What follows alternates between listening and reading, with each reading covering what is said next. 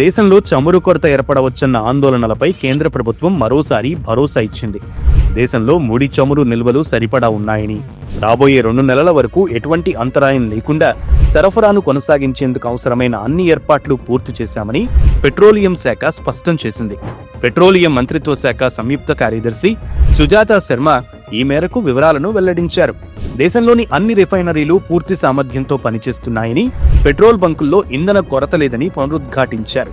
అంతర్జాతీయ మార్కెట్లో క్రూడ్ ధరలు పెరుగుతున్నప్పటికీ దేశీయంగా పెట్రోల్, డీజిల్ ధరలను పెంచకుండా సామాన్యులపై భారం పడకుండా ప్రభుత్వం చర్యలు తీసుకుంటోందని భరోసా ఇచ్చారు.